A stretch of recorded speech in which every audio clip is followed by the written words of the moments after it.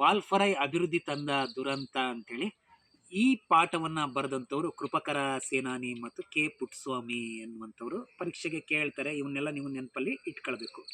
ವಾಲ್ಫರೈ ಅನ್ನೋದು ಒಂದು ಸ್ಥಳದ ಹೆಸರು, ತಮಿಳುನಾಡಿನಲ್ಲಿರುವಂಥ ಒಂದು ಸ್ಥಳದ ಹೆಸರು.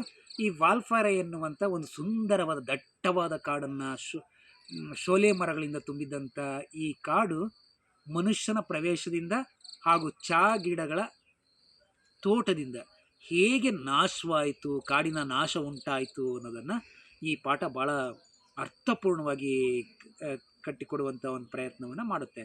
ಇಲ್ಲಿ ಕಾರ್ವೆರ್ ಮಾರ್ಷ್ ಎನ್ನುವಂಥ ಬ್ರಿಟಿಷ್ ವ್ಯಕ್ತಿ ಈ ವಾಲ್ಫರೈ ಎನ್ನುವಂಥ ಸ್ಥಳವನ್ನು ಶೋಧನೆ ಮಾಡ್ತಾನೆ. ಅಲ್ಲಿ ಪೂಣಚ್ಚಿ ಎನ್ನುವವನು ನೆರವನ್ನು ನೀಡ್ತಾನೆ. ಅವನು ಪ್ರಾರಂಭದಲ್ಲಿ ಅಲ್ಲಿ ಚಾ ಗಿಡಗಳನ್ನ ತಂದು ನೆಟ್ಟು ಚಾ ತೋಟಗಳನ್ನ ಬೆಳೆಸ್ತಾನೆ. ಚಾ ಗಿಡಗಳನ್ನ ನೆಡಬೇಕು ಅಂತಂದರೆ ಕಾಡನ್ನು ಕಡಿಬೇಕು. ಇದು ಕಾಡನ್ನು ನಾಶ ಮಾಡುವ ಮೊದಲ ಕ್ರೌರ್ಯದ ಮೊದಲ ಹೆಜ್ಜೆ ಅಂತೇಳಿ ನಾವು ಬೇಕಾದರೂ ಕರಿಬೋದು. ನಂತರ ಸ್ವಾತಂತ್ರ್ಯ ಬರುತ್ತೆ. ಸ್ವಾತಂತ್ರ್ಯ ಬಂದಾಗ ಬೇಕಾದಷ್ಟು ಕೈಗಾರಿಕೋದ್ಯಮಿಗಳಿಗೆ ಈ ಕಾಡು ಕೈ ಬೀಸಿ ಕರೆಯುತ್ತೆ. ಅಂದರೆ ಇಲ್ಲಿರುವಂಥ ಮರಗಳನ್ನ ಕಡಿಯೋದಕ್ಕೆ ಭಾಳ ಮುಕ್ತವಾದ ಅವಕಾಶ ಸಿಗುತ್ತೆ. ಬೇಕಾದಷ್ಟು ಮರಗಳನ್ನ ಕಡಿತಾರೆ.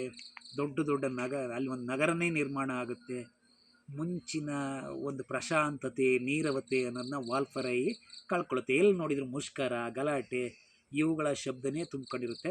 ಅಲ್ಲಿ ಪುದುತೋಟಂ ಎನ್ನುವಂಥ ಒಂದು ಜಾಗ ಇದೆ. ಆ ಜಾಗದಲ್ಲಿ ಸಿಂಹಬಾಲದ ಕೋತಿಗಳು ವಾಸ ಮಾಡ್ತಾ ಇರ್ತವೆ. ಒಂದು ಕಾಲದಲ್ಲಿ ಮರದಿಂದ ಮರಕ್ಕೆ ಜಿಗಿತಾ ಎಲ್ಲ ನೀರು ಕುಡಿಯೋದಕ್ಕೆ ಮಾತ್ರ ಇಳಿತಿದ್ದಂಥ ಸಿಂಹಬಾಲದ ಕೋತಿಗಳು ಇವತ್ತು ನಾಗರಿಕ ಮನುಷ್ಯ ರಸ್ತೆಗಳನ್ನ ನಿರ್ಮಾಣ ಮಾಡಿರೋದ್ರಿಂದ ಆ ಕೋತಿಗಳಿಗೆ ನಾಗರಿಕ ಪ್ರಜ್ಞೆ ಅಂದರೆ ಬುದ್ಧಿ ಇರೋದಿಲ್ಲ. ಅವುಗಳು ರಸ್ತೆಯನ್ನು ದಾಟ್ತಾ ಇರಬೇಕಾದಾಗ ವೇಗವಾಗಿ ಬಂದಂಥ ಲಾರಿ ಮತ್ತೊಂದು ವಾಹನಗಳಿಗೆ ಸಿಕ್ಕಾಕೊಂಡ್ಬಿಟ್ಟು ಅವು ಸಾಯ್ತಾ ಇದ್ದಾವಂತೆ.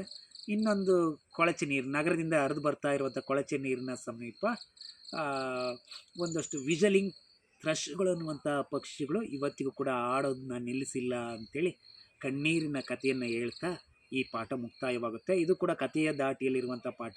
ನಿಮಗೆ ಸಿಂಹಬಾಲದ ಕೋತಿಗಳಿಗೆ ಒದಗಿ ಬಂದಂಥ ಸ್ಥಿತಿ, ವಿಜಲಿಂಗ್ ಥ್ರಶ್ಗಳ ಇನ್ನೂ ಆಡೋದನ್ನ ನಿಲ್ಲಿಸಿಲ್ಲ ಅಲ್ವಾ, ಅವುಗಳ ಬಗ್ಗೆ ಹಸಿರು ಕಂಬಳಿ ಒದ್ದಂತೆ ಅನ್ನುವಂಥ ಒಂದು ಸಂದರ್ಭ ಸಹಿತ ಪ್ರಶ್ನೆ. ಆಮೇಲೆ ಈ ವಾಲ್ಫರೈಯನ್ನು ಶೋಧನೆ ಮಾಡಿದಂಥವ್ರು ಯಾರು, ಕಾರ್ವೆರ್ ಮಾರ್ಷ್ ಅನ್ನುವಂಥ ವ್ಯಕ್ತಿ, ಅವ್ರಿಗೆ ಸಹಾಯ ಮಾಡಿದಂಥವ್ರು ಯಾರು, ಪೂಣಚ್ಚಿ, ಇಂಥವುಗಳನ್ನೆಲ್ಲ ಕೇಳ್ತಾರೆ.